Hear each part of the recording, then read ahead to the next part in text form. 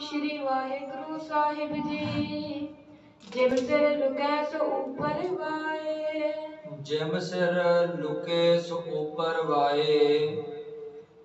रावी दे दरिया दे कंढे उत्ते जस्सा सिंह आलूवालिया सुल्ताने कौम पंथ ਦੀ ਅਗਵਾਈ ਕਰ ਰਹੇ ਹਨ।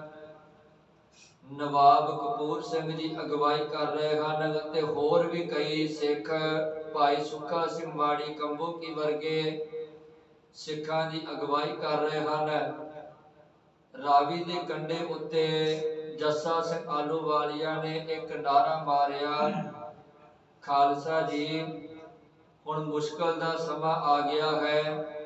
ਚੌਵੇਂ ਬੰਨਿਓ ਆਪਾਂ ਘਿਰੇ ਹੋਏ ਹਾਂ, ਪਰ ਹੁਣ ਗੁਰੂ ਦੇ ਬਚਨਾਂ ਤੇ ਪੈਰਾ ਦਿੰਦਿਆਂ ਹੋਇਆ 2.5 ਫੁੱਟ ਦੀ ਆਪਾਂ ਲੜਾਈ ਲੜਾਂਗੇ। ਦੁਸ਼ਮਣ ਨੂੰ ਮਾਰਨਾ ਹੈ ਪੂਰਾ ਫੱਟ, ਜਾਨ ਵੀ ਬਚਾਉਣੀ ਹੈ ਪੂਰਾ ਫੱਟ, ਤੇ ਸ਼ਹਾਦਤ ਦਾ ਜਾਮ ਪੀਣਾ ਹੈ ਅੱਧਾ ਫੱਟ।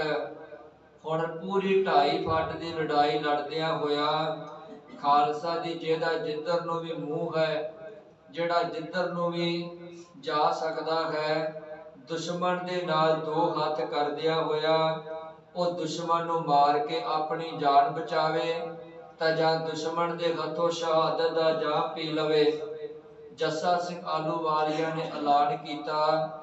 ਖਾਲਸੇ ਪੰਥ ਨੇ ਪ੍ਰਵਾਨ ਕਰਕੇ ਦੁਸ਼ਮਣ ਦੇ ਉੱਤੇ ਧਾਵਾ ਕੀਤਾ। ਕੁਝ ਸਿੱਖ ਪਹਾੜ ਚੜ੍ਹਨ ਵਿੱਚ ਕਾਮਯਾਬ ਹੋ ਗਏ ਹਨ, ਪਰ ਅਗਲੇ ਬੰਨੇ ਪਹਾੜੀ ਫੌਜ ਪੂਰੀ ਤਿਆਰੀ ਦੇ ਨਾਲ ਤੈਨਾਤ ਹੈ। ਉਹਨਾਂ ਨੇ ਸਿੱਖਾਂ ਤੇ ਹਮਲਾ ਕੀਤਾ ਤੇ ਸਿੱਖਾਂ ਨੂੰ ਪਹਾੜਾਂ ਤੋਂ ਫਿਰ ਥੱਲੇ ਆਉਣਾ ਪਿਆ। ਜਿਹੜੇ ਸਿੱਖ ਪਹਾੜਾਂ ਤੋਂ ਥੱਲੇ ਆਏ ਉਹਨਾਂ ਫੈਸਲਾ ਕੀਤਾ ਕਿ ਇਸ ਤਰੀਕੇ ਦੇ ਨਾਲ ਆਪਾਂ ਦੁਸ਼ਮਣ ਦੇ ਹੱਥੋਂ ਹਾਰ ਜਾਵਾਂਗੇ। ਜੇ ਜਾਨ ਬਚਾਉਣੀ ਹੈ ਤਾਂ ਹੁਣ ਆਪਾਂ ਪਹਾੜ ਨਾ ਚੜੀਏ, ਸਗੋਂ ਪਹਾੜ ਨੂੰ ਖੋਦ ਕੇ ਗੁਫਾ ਬਣਾ ਕੇ ਦੁਸ਼ਮਣ ਦੇ ਜਿਹੜਾ ਵਾ ਹਮਲਾ ਕਰੀਏ। ਸਿੱਖਾਂ ਨੇ ਫੈਸਲਾ ਕਰਕੇ ਹੌਲੀ ਹੌਲੀ ਪਹਾੜ ਨੂੰ ਖੋਦਣਾ ਸ਼ੁਰੂ ਕੀਤਾ।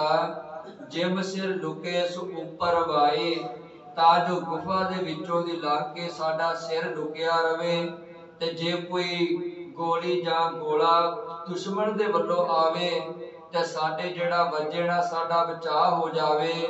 ਸੋ ਉੱਪਰ ਵਾਏ ਤੇ ਸਾਡੇ ਉੱਤੋਂ ਦੀ ਲੰਘ ਜਾਵੇ ਤੇ ਅਸੀਂ ਪਹਾੜ ਨੂੰ ਖੋਦਦਿਆਂ ਹੋਇਆ ਅਸੀਂ ਜਿਹੜਾ ਦੁਸ਼ਮਣ ਦੇ ਇਲਾਕੇ ਵਿੱਚ ਜਾ ਕੇ ਦੁਸ਼ਮਣ ਦਾ ਨੁਕਸਾਨ ਕਰ ਸਕੀਏ। ਇਸ ਬਿਦ ਮਿੱਟੀ ਸਿੰਘਨ ਪੁਟਾਏ, ਇਸ ਬਿਦ ਮਿੱਟੀ ਸਿੰਘਨ ਪੁਟਾਏ। ਇਸ ਵਿਧੀ ਦੇ ਨਾਲ, ਇਸ ਇਰਾਦੇ ਦੇ ਨਾਲ, ਇਸ ਤਰੀਕੇ ਦੇ ਨਾਲ ਸਿੱਖਾਂ ਨੇ ਫਿਰ ਮਿੱਟੀ ਨੂੰ ਪੁੱਟਣਾ ਸ਼ੁਰੂ ਕੀਤਾ। ਕਿਉਂਕਿ ਕੱਲ ਬੇਨਤੀ ਕੀਤੀ ਸੀ ਪਹਾੜ ਤਕਰੀਬਨ ਜਿਹੜੇ ਉਹ ਮਿੱਟੀ ਦੇ ਹੁੰਦੇ ਹਨ, ਕਈ ਸਾਲ ਤੱਕ ਜਿਹੜੇ ਮਿੱਟੀ ਦੇ ਹੀ ਪਹਾੜ ਰਹਿੰਦੇ ਹਨ। ਪਰ ਸਮਾਂ ਜਿਉਂ-ਜਿਉਂ ਬਦਲਦਾ ਰਹਿੰਦਾ ਹੈ, ਜਿਉਂ-ਜਿਉਂ ਸਮਾਂ ਆਪਣੀ ਰਫ਼ਤਾਰ ਚੱਲਦਾ ਰਹਿੰਦਾ ਹੈ, ਉਹ ਮਿੱਟੀ ਦੇ ਪਹਾੜ ਕੁਝ ਸਮੇਂ ਪਿੱਛੋਂ ਪੱਕੇ ਪਹਾੜ ਦਾ ਰੂਪ ਧਾਰਨ ਕਰ ਲੈਂਦੇ ਹਨ, ਪੱਥਰ ਦਾ ਰੂਪ ਧਾਰਨ ਕਰ ਲੈਂਦੇ ਹਨ। ਪਰ ਸ਼ੁਰੂ ਵਿੱਚ ਇਹ ਪਹਾੜ ਜਿਹੜੇ ਮਿੱਟੀ ਦੇ ਹੀ ਹੁੰਦੇ ਹਨ, ਕਈ ਸਾਲਾਂ ਤੋਂ ਬਾਅਦ ਇਹ ਪੱਥਰ ਦਾ ਰੂਪ ਧਾਰਨ ਕਰਦੇ ਹਨ। ਸਿੱਖਾਂ ਨੇ ਮਿੱਟੀ ਦੇ ਪਹਾੜ ਨੂੰ ਖੋਦਣਾ ਸ਼ੁਰੂ ਕੀਤਾ। ਇਸ ਬਿਦ ਮਿੱਟੀ ਸਿੰਘਨ ਪੁਟਾਏ, ਬੜੇ ਤਰੀਕੇ ਦੇ ਨਾਲ ਹੌਲੀ ਹੌਲੀ ਸਿੱਖਾਂ ਨੇ ਮਿੱਟੀ ਨੂੰ ਪੁੱਟਣਾ ਸ਼ੁਰੂ ਕੀਤਾ ਅਤੇ ਪਹਾੜ ਦੇ ਥੱਲੜੇ ਬੰਨੇ ਗੁਫਾ ਨੂੰ ਬਣਾਉਣ ਲੱਗੇ। ਕਰਦਨ ਸ਼ੁਰੀਅਨ ਸਾਥ ਕਟਾਰੀ, ਕਰਦਨ ਸ਼ੁਰੀਅਨ ਸਾਥ ਕਟਾਰੀ। ਜਿਹੋ ਜਿਹੇ ਵੀ ਸਿੱਖਾਂ ਦੇ ਕੋਲ ਹਥਿਆਰ ਹਨ, ਭਾਵੇਂ ਤਲਵਾਰ ਹੈ, ਭਾਵੇਂ ਨੇਜਾ ਹੈ, ਭਾਵੇਂ ਛੁਰੀ ਹੈ, ਭਾਵੇਂ ਕਟਾਰੀ ਹੈ, ਜਿੱਦਾਂ ਦਾ ਵੀ ਕਿਸੇ ਕੋਲ ਹਥਿਆਰ ਹੈ, ਸਿੱਖਾਂ ਨੇ ਉਸੇ ਦੀ ਵਰਤੋਂ ਕਰਦਿਆਂ ਹੋਇਆ ਪਹਾੜ ਦੀ ਮਿੱਟੀ ਨੂੰ ਖੋਦਣਾ ਸ਼ੁਰੂ ਕਰ ਦਿੱਤਾ। ਨੇਜਨ ਬਰਸ਼ਨ ਮੰਗ ਤਲਵਾਰੀ, ਨੇਜਨ ਬਰਸ਼ਨ ਮੰਗ ਤਲਵਾਰੀ। ਨੇਜਿਆਂ ਨਾਲ, ਬਰਸ਼ਿਆਂ ਨਾਲ, ਤਲਵਾਰਾਂ ਦੇ ਨਾਲ, ਹਰੇਕ ਤਰੀਕੇ ਦੇ ਨਾਲ ਜਿਹੜਾ ਪਹਾੜ ਨੂੰ ਖੋਦਣ ਲੱਗ ਪਏ। ਦੋਰਾ ਠਹਿਰ ਥਾਉ ਪਗ ਧਰਨ ਕਰ, ਕੀਨੋ ਸਿੰਘਨ ਜੋਰ। ਠਹਿਰ ਥਾਉ ਪਗ ਧਰਨ ਕਰ, ਕੀਨੋ ਸਿੰਘਨ ਜੋਰ। ਸਿੱਖਾਂ ਨੇ ਬੜੇ ਜ਼ੋਰ ਦੇ ਨਾਲ, ਬੜੀ ਫੁਰਤੀ ਦੇ ਨਾਲ ਮਿੱਟੀ ਨੂੰ ਖੋਦਿਆ ਅਤੇ ਖੋਦਿਆ ਹੋਇਆ ਸਿੱਖ ਜਿਹੜੇ ਹਨ ਗੁਫਾ ਬਣਾਉਣ ਵਿੱਚ ਕਾਮਯਾਬ ਹੋ ਗਏ ਤੇ ਗੁਫਾ ਨੂੰ ਪੁੱਟਣ ਵਿੱਚ ਕਾਮਯਾਬ ਹੋਣ ਤੋਂ ਬਾਅਦ ਸਿੱਖ ਜਿਹੜੇ ਹਨ ਉਹ ਪਹਾੜ ਤੇ ਚੜ੍ਹਨ ਵਿੱਚ ਕਾਮਯਾਬ ਹੋ ਗਏ। ਜਾਏ ਚੜੇ ਤਹ ਥਾਂ ਖੜੇ ਅਤੇ ਭਿੜੇ ਤਿਨ ਘੋਰ। ਜਾਏ ਚੜੇ ਤਹ ਥਾਂ ਖੜੇ ਅੜੇ ਭਿੜੇ ਤਿਨ ਘੋਰ। ਸਿੱਖ ਜਿਹੜੇ ਗੁਫਾ ਥਾਣੀ ਫਿਰ ਉਸ ਜਗ੍ਹਾ ਤੇ ਚੜ ਗਏ ਜਿਸ ਜਗ੍ਹਾ ਤੇ ਦੁਸ਼ਮਣ ਨਾਲ ਮੁਕਾਬਲਾ ਹੋਇਆ ਸੀ ਤੇ ਜਿਸ ਜਗ੍ਹਾ ਤੋਂ ਸਿੱਖਾਂ ਨੂੰ ਥੱਲੇ ਆਉਣਾ ਪਿਆ ਸੀ। ਹੁਣ ਸਿੱਖ ਫਿਰ ਉਸ ਜਗ੍ਹਾ ਤੇ ਪਹੁੰਚ ਗਏ ਹਨ ਤੇ ਦੁਸ਼ਮਣ ਨੇ ਫਿਰ ਜਿਹੜੀ ਸਿੱਖਾਂ ਨੂੰ ਮਾਰਨ ਦੀ ਤਿਆਰੀ ਕੀਤੀ ਹੋਈ ਹੈ।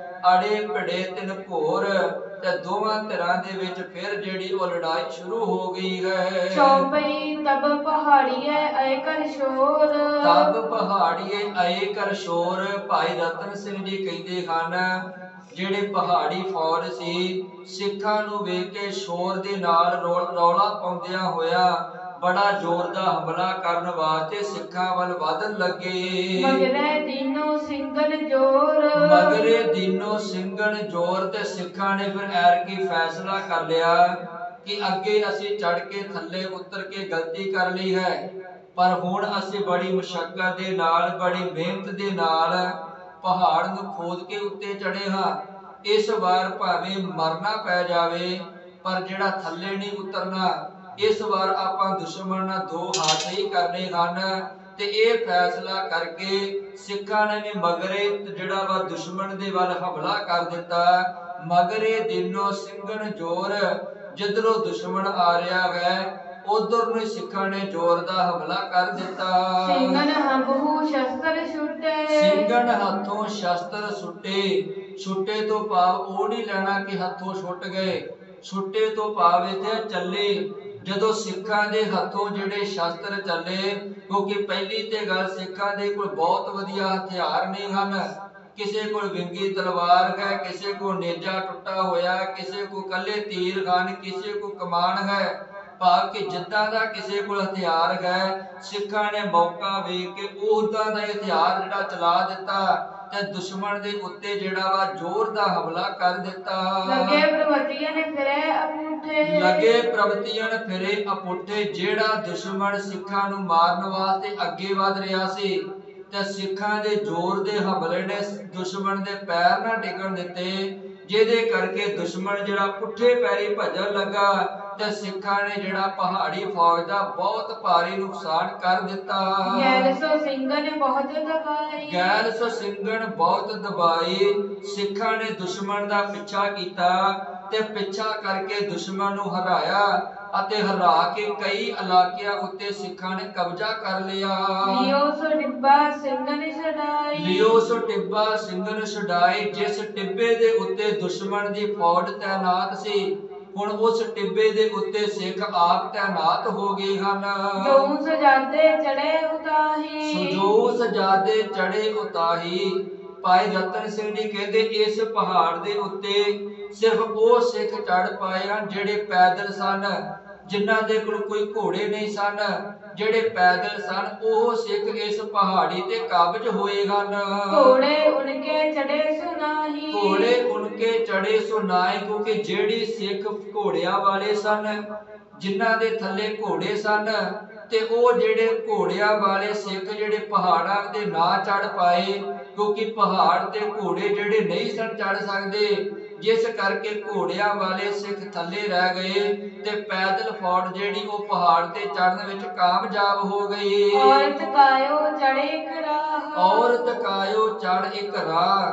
ਪਰ ਜਿਹੜੇ ਘੋੜਿਆਂ ਵਾਲੇ ਸਿੱਖ ਸਨ ਘੋੜਿਆਂ ਤੇ ਜਿਹੜੇ ਸਿੱਖ ਤੈਨਾਤ ਸਨ ਉਹਨਾਂ ਨੇ ਵੀ ਫਿਰ ਫੈਸਲਾ ਕੀਤਾ ਕਿ ਆਪਾਂ ਵੀ ਕੋਈ ਨਾ ਕੋਈ ਰਾਹ ਲੱਭੀਏ ਤਾਂ ਜੋ ਆਪਾਂ ਵੀ ਰਾਵੀ ਨੂੰ ਪਾਰ ਕਰ ਸਕੀਏ ਅਤੇ ਆਪਣੀ ਵੀ ਜਿਹੜੀ ਜਾਨ ਬਚਾਈ ਜਾ ਸਕੇ। ਦਰਿਆਉ ਕਰਤ ਥਾ ਜਿਤ ਵੱਲ ਢਾਹ। ਦਰਿਆਉ ਕਰਤ ਥਾ ਜਿਤ ਵੱਲ ਢਾਹ। ਕਿਉਂਕਿ ਪਹਾੜਾਂ ਤੋਂ ਉੱਤੇ ਪਾਣੀ ਡਿੱਗ ਰਿਹਾ ਹੈ ਦਰਿਆ ਦੇ ਵਿੱਚ ਤੇ ਜਿੱਥੇ ਡਿੱਗਦਾ ਹੈ ਪਾਣੀ ਦੀ ਜਿਹੜੀ ਆਵਾਜ਼ ਵੀ ਬੜੀ ਆ ਰਹੀ ਹੈ ਅਤੇ ਦੂਸਰਾ ਮਿੱਟੀ ਦੇ ਪਹਾੜ ਹੋਣ ਕਰਕੇ ਜਿਹੜਾ ਮਿੱਟੀ ਵੀ ਖੁਰ ਕੇ ਆ ਰਹੀ ਹੈ ਸਿੱਖਾਂ ਨੇ ਤਰਕੀਬ ਸੋਚੀ ਕਿ ਆ ਜਿਹੜੀ ਵਿੱਥ ਹੈ ਵਿੱਚ ਇਹਦੇ ਇਸ ਵਿੱਥ ਦੇ ਵਿੱਚੋਂ ਰਾਹ ਬਣਾਇਆ ਜਾਵੇ ਘੋੜੇ ਲੰਘਾਉਣ ਦਾ ਤੇ ਆਪਾਂ ਰਾਵੀ ਨੂੰ ਪਾਰ ਕਰ ਸਕਦੇ ਹਾਂ।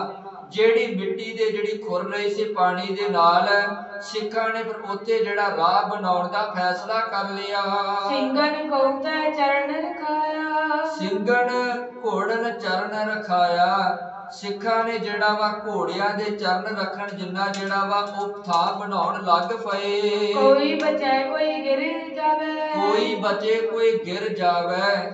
ਸਿੱਖ ਜਿਹੜੇ ਹਨ ਉਹ ਪਗ ਡੰਡੀ ਤੇ ਤੁਰ ਰਹੇ ਹਨ, ਨਾਲ ਘੋੜੇ ਹਨ, ਪਰ ਜਿਹੜਾ ਵਾ ਉਚਾਈ ਹੋਣ ਕਰਕੇ ਕਈ ਸਿੱਖ ਜਿਹੜੇ ਦਰਿਆ ਦੇ ਵਿੱਚ ਘੋੜਿਆਂ ਸਮੇਤ ਡਿੱਗ ਪੈਂਦੇ ਹਨ ਤੇ ਕਈ ਜਿਹੜੇ ਆਪਣੇ ਆਪ ਨੂੰ ਸੰਭਾਲਦਿਆਂ ਹੋਇਆ ਹੌਲੀ ਹੌਲੀ ਤੁਰੇ ਜਾ ਰਹੇ ਹਨ। ਕਈ ਕੋਈ ਬਚੈ ਕੋਈ ਗਿਰ ਜਾਵੇ, ਕੋਈ ਬਚਿਆ ਹੋਇਆ ਹੈ ਤੇ ਕਈ ਘੋੜਿਆਂ ਸਮੇਤ ਦਰਿਆ ਵਿੱਚ ਡਿੱਗ ਕੇ ਸ਼ਹਾਦਤ ਦਾ ਜਾਮ ਪੀ ਲਿਆ ਹੈ। ਗਿਰੇ ਤਹਾਂ ਦਰਿਆਉ ਡੁਬਾਵੇ, ਗਿਰੇ ਤਹਾਂ ਸੋ ਦਰਿਆਉ ਡੁਬਾਵੇ। ਜਿਹੜੇ ਡਿੱਗ ਜਾਂਦੇ ਹਨ ਉਹ ਦਰਿਆ ਦੇ ਪਾਣੀ ਵਿੱਚ ਡੁੱਬ ਕੇ ਮਰ ਜਾਂਦੇ ਹਨ। ਮਿਲੇ ਸੋ ਪਿਛਲੇ ਫਿਰੇ ਸੋ ਅਗਲੇ, ਮਿਲੇ ਨਾ ਪਿਛਲਣ ਫਿਰੇ ਸੋ ਅਗਲੇ। ਭਾਈ ਰਤਨ ਸਿੰਘ ਜੀ ਕਹਿੰਦੇ ਸਿੱਖ ਹੌਲੀ ਹੌਲੀ ਪਗਡੰਡੀ ਤੇ ਤੁਰ ਰਹੇ ਹਨ ਤੇ ਜਿਹੜੇ ਪਿਛਲੇ ਹਨ ਉਹਨਾਂ ਨੂੰ ਅਗਲਿਆਂ ਦਾ ਕੋਈ ਪਤਾ ਨਹੀਂ ਹੈ ਕਿੱਥੋਂ ਤੱਕ ਪਹੁੰਚ ਗਏ ਹਨ ਤੇ ਅਗਲਿਆਂ ਨੂੰ ਪਿਛਲਿਆਂ ਦਾ ਕੋਈ ਪਤਾ ਨਹੀਂ ਕਿ ਪਿਛਲੇ ਆ ਰਹੇ ਹਨ ਤੇ ਜਾਂ ਦੁਸ਼ਮਣ ਦੇ ਨਾਲ ਲੜ ਰਹੇ ਹਨ। ਕਿਉਂਕਿ ਇੱਕ ਲਾਈਨ ਬਣਾਈ ਹੋਵੇ ਤਾਂ ਜਿਹੜਾ ਵਾ ਥੋੜਾ ਜਿੱਥੋਂ ਤੱਕ ਨਿਗਾਹ ਜਾਵੇਗੀ ਉੱਥੋਂ ਤੱਕ ਹੀ ਵੇਖਿਆ ਜਾ ਸਕਦਾ ਹੈ, ਪਰ ਜੇ ਬਹੁਤਾਤ ਲੰਮੀ ਲਾਈਨ ਹੋ ਜਾਵੇ ਤਾਂ ਪਿੱਛੇ ਵੇਖਣਾ ਔਖਾ ਹੋ ਜਾਂਦਾ ਹੈ। ਸਿੱਖ ਪਗ ਡੰਡੀ ਤੇ ਹਨ, ਪਿਛਲਣ ਮਿਲੇ ਨਾ ਪਿਛਲਣ ਫਿਰ ਸੋ ਅਗਲੇ। ਪਿਛਲੇ ਜਿਹੜੇ ਅਗਲਿਆਂ ਨੂੰ ਨਹੀਂ ਮਿਲ ਪਾ ਰਹੇ, ਅਗਲੇ ਜਿਹੜੇ ਉਹ ਪਿਛਲਿਆਂ ਨੂੰ ਨਹੀਂ ਮਿਲ ਪਾ ਰਹੇ, ਕਿਉਂਕਿ ਨਾ ਅਗਲਿਆਂ ਨੂੰ ਪਤਾ ਹੈ ਪਿਛਲਿਆਂ ਦਾ ਕੀ ਹਾਲ ਹੈ ਤੇ ਨਾ ਪਿਛਲਿਆਂ ਨੂੰ ਪਤਾ ਹੈ ਅਗਲਿਆਂ ਦਾ ਕੀ ਹਾਲ ਹੈ, ਕਿਉਂਕਿ ਇਸ ਬੰਨੇ ਦੋਵੇਂ ਧਿਰਾਂ ਜਿਹੜੀਆਂ ਅਣਜਾਣ ਹਨ। ਜਿੱਤ ਕੇ ਸੇ ਤਿਤ ਗਏ ਸੋ ਅਗਲੇ, ਜਿੱਤ ਕੇ ਸੇ ਤਿਤ ਗਏ ਸੋ ਅਗਲੇ। ਭਾਈ ਰਤਨ ਸਿੰਘ ਜੀ ਕਹਿੰਦੇ ਰਾਹ ਜਿਹੜਾ ਬਹੁਤ ਤੰਗ ਹੈ ਤੇ ਹੌਲੀ ਹੌਲੀ ਜਿਹੜੇ ਸਿੱਖ ਜਾ ਰਹੇ ਹਨ ਤੇ ਜਿਹੜੇ ਪਗ ਡੰਡੀ ਤੇ ਤੁਰ ਰਹੇ ਹਨ ਉਹ ਜਿਹੜੇ ਅੱਗੇ ਜਾ ਕੇ ਤੰਗ ਦਲੀ ਵਿੱਚ ਆ ਕੇ ਫਸ ਗਏ। ਅੱਗੇ ਲਖਣ ਕੀ ਜਗ੍ਹਾ ਨਾ ਪਇਓ, ਅੱਗੇ ਲਖਣ ਕੀ ਜਗ੍ਹਾ ਨਾ ਪਏ, ਕਿਉਂਕਿ ਹੁਣ ਅੱਗੇ ਜਿਹੜੀ ਕੋਈ ਜਗ੍ਹਾ ਨਹੀਂ ਮਿਲ ਰਹੀ ਕਿ ਕਿਵੇਂ ਜਿਹੜਾ ਲੰਘਿਆ ਜਾ ਸਕੇ, ਕਿਵੇਂ ਪਹਾੜ ਨੂੰ ਖੋਦਿਆ ਜਾ ਸਕੇ, ਕਿਹੜੇ ਬੰਨੇ ਨੂੰ ਘੋੜੇ ਦਾ ਮੂੰਹ ਕੀਤਾ ਜਾ ਸਕੇ। ਪਿਛਲੇ ਕਿਤਬੇ ਦੇ ਪਲਟ ਨਾ ਜਾਏ, ਪਿੱਛੇ ਕਿਤਬੇ ਦੇ ਪਟਲ ਨਾ ਜਾਏ, ਕਿਉਂਕਿ ਹੁਣ ਨਾ ਹੀ ਜਿਹੜੇ ਉਹ ਪਿੱਛੇ ਨੂੰ ਮੁੜ ਸਕਦੇ ਹਨ, ਕਿਉਂਕਿ ਬੜਾ ਰਸਤਾ ਜਿਹੜਾ ਤੈਅ ਕਰ ਲਿਆ ਹੈ, ਕਾਫੀ ਹੱਦ ਤੱਕ ਰਸਤਾ ਤੈਅ ਕਰ ਲਿਆ ਹੈ, ਜਿਸ ਕਰਕੇ ਹੁਣ ਜਿਹੜੇ ਉਹ ਪਿੱਛੇ ਨੂੰ ਵੀ ਸਿੱਖ ਨਹੀਂ ਮੁੜ ਸਕਦੇ। ਭਈ ਭੈ ਬਹੁ ਭਰ ਗਇਓ ਰਾਹ, ਭਈ ਭੀੜ ਬਹੁ ਭਰ ਗਇਓ ਰਾਹ। ਉਹ ਪਗ ਡੰਡੀ ਉੱਤੇ ਭੀੜ ਪੈ ਗਈ ਹੈ ਤੇ ਪੂਰਾ ਰਾਹ ਜਿਹੜਾ ਸਿੱਖਾਂ ਨੇ ਮੱਲਿਆ ਹੋਇਆ ਹੈ। ਤਿਲਕੇ ਫਿਲਕੇ ਡੁੱਬੇ ਦਰਿਆ, ਤਿਲਕੇ ਫਿਲਕੇ ਡੁੱਬੇ ਦਰਿਆ, ਵਿੱਚੋਂ ਕਈ ਤਿਲਕ ਕੇ ਉਹ ਦਰਿਆ ਦੇ ਵਿੱਚ ਡਿੱਗ ਪੈਂਦੇ ਹਨ ਤੇ ਸ਼ਹਾਦਤ ਦਾ ਜਾਮ ਪੀ ਲੈਂਦੇ ਹਨ। ਦੋਹਰਾ ਅਗਲੇ ਕਹੇ ਪਿਛਲੇ ਭਲੇ, ਪਿਛਲੇ ਅਗਾਤ ਕਾਹੇ, ਅਗਲੇ ਕਹੇ ਪਿਛਲੇ ਭਲੇ, ਪਿਛਲੇ ਅਗਾਤ ਕਾਹੇ। ਭਾਈ ਰਤਨ ਸਿੰਘ ਜੀ ਕਹਿੰਦੇ ਹਨ ਜਿਹੜੇ ਪਿੱਛੇ ਹਨ ਉਹ ਸੋਚਦੇ ਹਨ ਕਿ ਅਗਲੇ ਭਲੇ ਹਨ, ਜਿਹੜੇ ਨਿਕਲ ਗਏ ਹਨ ਬਚ ਗਏ ਹਨ, ਤੇ ਜਿਹੜੇ ਅੱਗੇ ਹਨ ਉਹ ਕਹਿੰਦੇ ਪਿਛਲੇ ਭਲੇ ਹਨ ਜਿਹੜੇ ਇਸ ਰਸਤੇ ਤੇ ਨਹੀਂ ਆਏ ਹਨ, ਕਿਉਂਕਿ ਪਿਛਲਿਆਂ ਨੂੰ ਇਹ ਹੈ ਕਿ ਅਗਲੇ ਬਚ ਗਏ ਹਨ, ਨਿਕਲ ਗਏ ਹਨ ਤੇ ਹੁਣ ਪੰਥ ਦੇ ਵਿੱਚ ਵਾਧਾ ਹੋ ਜਾਵੇਗਾ, ਉਹ ਹੋਰ ਸਿੱਖਾਂ ਨੂੰ ਜਾ ਕੇ ਇਕੱਠਿਆਂ ਕਰ ਲੈਣਗੇ। ਤੇ ਜਿਹੜੇ ਪਗ ਡੰਡੀ ਤੇ ਅਗਲੇ ਬੰਨੇ ਹਨ ਉਹ ਸੋਚਦੇ ਹਨ ਕਿ ਚੰਗਾ ਹੋਇਆ ਜਿਹੜੇ ਪਿਛਲੇ ਪਗ ਡੰਡੀ ਤੇ ਨਹੀਂ ਆਏ, ਕਿਉਂਕਿ ਇੱਥੇ ਤੇ ਮੌਤ ਨੂੰ ਗਲੇ ਲਾਉਣਾ ਪੈਣਾ ਹੈ, ਇੱਥੇ ਰਾਹ ਜਿਹੜਾ ਕੋਈ ਨਹੀਂ ਮਿਲ ਰਿਹਾ। ਕਉ ਕਿਸੇ ਨੇ ਕਹਿ ਸਕੇ ਹੈ ਲਗੇ ਰਾਤ ਹੈ ਜਾਹੇ, ਕਉ ਕਿਸੇ ਨਾ ਕਹਿ ਸਕੇ ਲਗੇ ਰਾਤ ਹੈ ਜਾਹੇ। ਭਾਈ ਰਤਨ ਸਿੰਘ ਜੀ ਕਹਿੰਦੇ ਜਿਹੜੇ ਪਗ ਡੰਡੀ ਤੇ ਫਸੇ ਹਨ ਉਹ ਕੋਈ ਵੀ ਜਿਹੜਾ ਵਾ ਰਾਹ ਨਹੀਂ ਦੱਸ ਸਕਦਾ ਕਿ ਕਿਹੜੇ ਰਾਹ ਤੇ ਜਾਇਆ ਜਾਵੇ, ਕਿਉਂਕਿ ਇੱਕ ਬੰਨੇ ਪਹਾੜ ਹੈ, ਇੱਕ ਬੰਨੇ ਰਾਵੀ ਦਰਿਆ ਦੀ ਡੂੰਘਾਈ ਹੈ ਤੇ ਪਗ ਡੰਡੀ ਤੇ ਜਿਹੜੇ ਸਿੱਖ ਉਹ ਤੁਰ ਰਹੇ ਹਨ। ਚੌਪਈ ਰਿਜਕ ਖਾਨ ਕੀ ਕੌਣ ਚਲਾਵੇ, ਰਿਜਕ ਖਾਨ ਕੀ ਕੌਣ ਚਲਾਵੇ, ਕਿਉਂਕਿ ਉਸ ਪਗ ਡੰਡੀ ਤੇ ਨਾ ਤਾਂ ਖਾਣ ਨੂੰ ਕੁਝ ਮਿਲ ਸਕਦਾ ਹੈ ਤੇ ਨਾ ਹੀ ਸਿੱਖ ਉੱਤੇ ਕੁਝ ਖਾ ਸਕਦੇ ਹਨ, ਕਿਉਂਕਿ ਸਿੱਖਾਂ ਦੇ ਕੋਲ ਖਾਣ ਨੂੰ ਕੁਝ ਹੈ ਹੀ ਨਹੀਂ ਹੈ, ਕਿਉਂਕਿ ਜੰਗਲ ਵਿੱਚ ਨਹੀਂ ਕੁਝ ਮਿਲਿਆ ਖਾਣ ਨੂੰ, ਅਤੇ ਉਸ ਪਗਡੰਡੀ ਤੇ ਕਿੱਥੋਂ ਮਿਲ ਜਾਣਾ ਹੈ ਖਾਣ ਨੂੰ। ਰਿਜ਼ਕ ਖਾਣ ਕੀ ਕੌਣ ਚਲਾਵੇ, ਉੱਥੇ ਖਾਣ ਵਾਸਤੇ ਸਿੱਖਾਂ ਦੇ ਕੋਲ ਕੁਝ ਵੀ ਨਹੀਂ ਹੈਗਾ। ਪਾਣੀ ਪੀਣੋ ਨਹਿ ਬਣ ਆਵੇ, ਪਾਣੀ ਪੀਣੋ ਨਹਿ ਬਣ ਆਵੇ, ਤੇ ਨਾ ਹੀ ਸਿੱਖ ਉੱਥੇ ਪਾਣੀ ਪੀ ਸਕਦੇ ਹਨ, ਕਿਉਂਕਿ ਪਾਣੀ ਤੇ ਭਾਵੇਂ ਉੱਤੋਂ ਡਿੱਗ ਰਿਹਾ ਹੈ ਪਰ ਵਿੱਥੀ ਤੇ ਡਿੱਗ ਰਿਹਾ ਹੈ, ਜਿਹਦੇ ਕਰਕੇ ਪਾਣੀ ਵੀ ਸਿੱਖ ਨਹੀਂ ਪੀ ਸਕਦੇ। ਪਰ ਕਿਸ ਕਲਾ ਸੋ ਧਰੀ ਸਰੀਰ, ਪਰ ਕਿਸ ਕਲਾ ਸੋ ਧਰੀ ਸਰੀਰ। ਭਾਈ ਰਤਨ ਸਿੰਘ ਜੀ ਕਹਿੰਦੇ ਹਨ ਸਿੱਖਾਂ ਨੇ ਫਿਰ ਵੀ ਹਿੰਮਤ ਕੀਤੀ ਅਤੇ ਹਿੰਮਤ ਕਰਕੇ ਉਸ ਪਗਡੰਡੀ ਤੇ ਜਿਹੜਾ ਖਲੋਤੇ ਰਹੇ ਅਤੇ ਖਲੋਲ ਕੇ ਜਿਹੜਾ ਵਾ ਵਿਚਾਰ ਕਰਦੇ ਹਨ, ਸੋਚਦੇ ਹਨ ਕਿ ਕਿਹੜਾ ਰਾਹ ਜਿਹੜਾ ਅਪਣਾਇਆ ਜਾਵੇ। ਸਤਿਗੁਰੂ ਦਾ ਧਿਆਨ ਰੱਖ ਕੇ ਸਾਰੇ ਸਿੱਖ ਜਿਹੜੇ ਪਗਡੰਡੀ ਤੇ ਤੁਰੇ ਆ ਰਹੇ ਸਨ, ਉਹ ਜਿਹੜੇ ਖਲੋਤੇ ਹੋਏ ਹਨ। ਗਿਰੇ ਨ ਚਲਣੋ ਧਰੇ ਸੋ ਧੀਰ, ਗਿਰੇ ਨ ਚਲਣੋ ਧਰੇ ਸੋ ਧੀਰ, ਤੇ ਧੀਰਜ ਦੇ ਨਾਲ ਹੌਲੀ ਹੌਲੀ ਤੁਰਦੇ ਹਨ, ਹੌਲੀ ਹੌਲੀ ਜਿਹੜਾ ਰਾਹ ਬਣਾਉਂਦੇ ਹਨ, ਪਰ ਜਿਹੜਾ ਡਿੱਗਣ ਦਾ ਬਹੁਤ ਜ਼ਿਆਦਾ ਡਰ ਹੈ, ਜਿਹਦੇ ਕਰਕੇ ਸਿੱਖ ਜਿਹੜਾ ਧੀਰਜ ਦੇ ਨਾਲ ਜਿਹੜਾ ਕੰਮ ਲੈ ਰਹੇ ਹਨ। ਕਈ ਦਿਨਨ ਕੇ ਭੁੱਖੇ ਸਿੱਖ, ਕਈ ਦਿਨਨ ਕੇ ਭੁੱਖੇ ਸਿੱਖ, ਕਿਉਂਕਿ ਕਈ ਦਿਨਾਂ ਦੇ ਭੁੱਖੇ ਸਿੱਖ ਹਨ। ਦੋਰਾ ਮਾਰਤ ਮਰਤੇ ਦੇਖ ਜਨ, ਗਈ ਭਾਜਨ ਭੂਖ, ਮਾਰਤ ਮਰਤੇ ਦੇਖ ਜਨ, ਗਏ ਭਾਜ ਉਨ ਭੂਖ। ਭਾਈ ਰਤਨ ਸਿੰਘ ਜੀ ਕਹਿੰਦੇ ਹਨ ਜਦੋਂ ਦੁਸ਼ਮਣ ਨੂੰ ਪਤਾ ਲੱਗਾ ਕਿ ਸਿੱਖ ਜਿਹੜੇ ਪਗਡੰਡੀ ਤੇ ਫਸੇ ਹਨ, ਦੁਸ਼ਮਣ ਨੂੰ ਪਤਾ ਲੱਗਾ ਕਿ ਸਿੱਖ ਜਿਹੜੇ ਫਸ ਗਏ ਹਨ, ਤੇ ਦੁਸ਼ਮਣ ਨੇ ਜਿਹੜਾ ਵਾ ਤੋਪਾਂ ਦੇ ਗੋਲੇ ਚਲਾਉਣੇ ਸ਼ੁਰੂ ਕੀਤੇ, ਤਾਂ ਜੋ ਜਿੰਨੇ ਵੀ ਉੱਥੇ ਸਿੱਖ ਹਨ ਉਹਨਾਂ ਸਾਰਿਆਂ ਨੂੰ ਜਿਹੜਾ ਤੋਪਾਂ ਦੇ ਨਾਲ ਮਾਰ ਦਿੱਤਾ ਜਾਵੇ, ਤੇ ਜਾਂ ਡਰ ਦੇ ਨਾਲ ਉਹ ਜਿਹੜਾ ਦਰਿਆ ਦੇ ਵਿੱਚ ਛਾਲਾ ਮਾਰਨਗੇ ਤੇ ਪਾਣੀ ਦੇ ਵਿੱਚ ਡੁੱਬ ਕੇ ਮਰ ਜਾਣਗੇ। ਭਾਈ ਰਤਨ ਸਿੰਘ ਜੀ ਕਹਿੰਦੇ ਜਦੋਂ ਦੁਸ਼ਮਣ ਨੇ ਇਸ ਤਰੀਕੇ ਨਾਲ ਵਾਰ ਕੀਤਾ, ਮਾਰਤ ਮਰਤੇ ਦੇਖ ਜਨ, ਗਈ ਭਾਜ ਉਨ ਭੂਖ। ਸਿੱਖਾਂ ਨੂੰ ਜਿਹੜਾ ਵਾ ਏਦਾਂ ਹਮਲੇ ਦਾ ਜਦੋਂ ਸਾਹਮਣਾ ਕਰਨਾ ਪਿਆ ਤੇ ਸਿੱਖਾਂ ਦੀ ਭੁੱਖ ਮਰ ਗਈ, ਉਹਨਾਂ ਨੂੰ ਖਾਣ ਪੀਣ ਦਾ ਚੇਤਾ ਹੀ ਭੁੱਲ ਗਿਆ। ਭਇਓ ਸੰਤੋਖ ਸੋ ਖਾਲਸੇ, ਹਰੇ ਦੇਖ ਕੇ ਰੂਪ, ਭਇਓ ਸੰਤੋਖ ਸੋ ਖਾਲਸੇ, ਹਰੇ ਦੇਖ ਕੇ ਰੂਖ। ਰੂਖ ਤੋਂ ਭਾਵ ਇੱਥੇ ਹੈ ਕਿ ਰੁੱਖ। ਭਾਈ ਰਤਨ ਸਿੰਘ ਜੀ ਕਹਿੰਦੇ ਦੁਸ਼ਮਣ ਦਾ ਜਿਹੜਾ ਤੋਪਾਂ ਦਾ ਸਾਹਮਣਾ ਕਰਦਿਆਂ ਹੋਇਆ ਸਿੱਖਾਂ ਨੇ ਜਿਹੜਾ ਵਾ ਕਿਸੇ ਨਾ ਕਿਸੇ ਤਰੀਕੇ ਜਿਹੜਾ ਪਹਾੜ ਨੂੰ ਖੋਦ ਕੇ ਦਰਾਵੀ ਨੂੰ ਬਹੁਤਾਤ ਦੇ ਵਿੱਚ ਪਾਰ ਕਰ ਗਏ।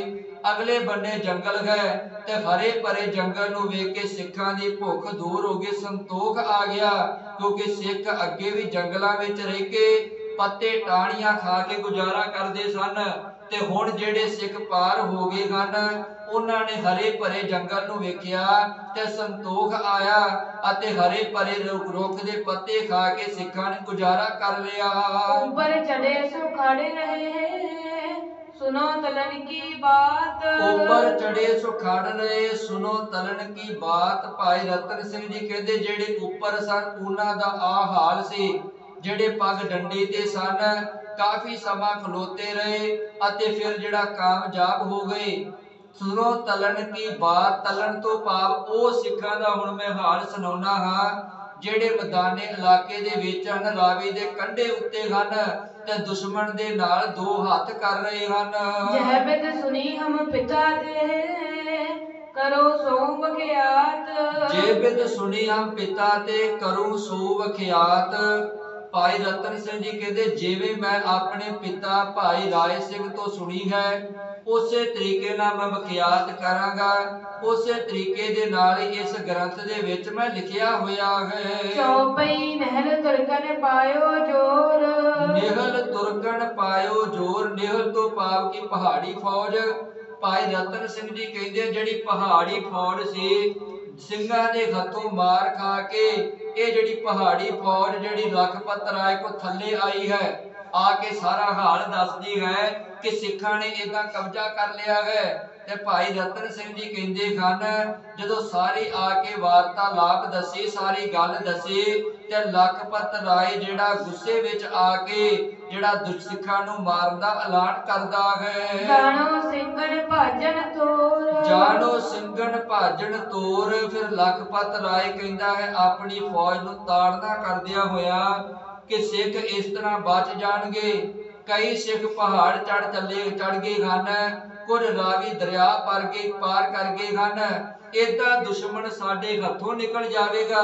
ਹੁਣ ਆਪਾਂ ਕੱਲੇ ਨਹੀਂ, ਇੱਕੇ ਵਾਰੀ ਜਿਹੜਾ ਸਿੱਖਾਂ ਤੇ ਹਮਲਾ ਕਰੀਏ, ਚੌਵੇਂ ਬੰਨਿਓਂ ਘੇਰ ਕੇ ਇਹਨਾਂ ਨੂੰ ਮਾਰ ਕੇ ਇਹਨਾਂ ਦਾ ਨਾਮੋ ਨਿਸ਼ਾਨ ਮਿਟਾ ਕੇ ਰੱਖ ਦਈਏ। ਇਸ ਤਰੀਕੇ ਨਾਲ ਤਾੜਨਾ ਕਰਦਿਆਂ ਹੋਇਆ ਆਪਣੇ ਜਰਨੈਲਾਂ ਨੂੰ ਵੰਗਾਰਦਾ ਹੈ, ਆਪਣੇ ਜਰਨੈਲਾਂ ਨੂੰ ਹੁਕਮ ਕਰਦਾ ਹੈ। ਤੇ ਜਿਹੜਾ ਲਖਪਤ ਰਾਏ ਦੇ ਜਰਨੈਲ ਫਿਰ ਕਿਵੇਂ ਸਿੱਖਾਂ ਨੂੰ ਘੇਰ ਕੇ ਹਮਲਾ ਕਰਦੇ ਹਨ ਤੇ ਸਿੱਖ ਫਿਰ ਕਿਹੜੀ ਨੀਤੀ ਅਪਣਾਉਂਦੇ ਹਨ, ਉਹ ਵਿਚਾਰ ਆਪਾਂ ਕੱਲ ਦੇ ਦੀਵਾਨਾਂ 'ਚ ਕਰਾਂਗੇ। ਇੰਨੀਆਂ ਬੇਨਤੀਆਂ ਪ੍ਰਵਾਨ ਕਰਨੀਆਂ, ਵਿਚਾਰਾ ਕਰਦਿਆਂ ਵਿਅਕਤ ਗਲਤੀਆਂ ਹੋਈਆਂ ਨੇ, ਗੁਰੂ ਅਤੇ ਸੰਗਤ ਬਖਸ਼ਣਹਾਰ ਹੈ, ਬਖਸ਼ ਲੈਣਾ। ਵਾਹਿਗੁਰੂ ਜੀ ਕਾ ਖਾਲਸਾ, ਵਾਹਿਗੁਰੂ ਜੀ ਕੀ ਫਤਿਹ।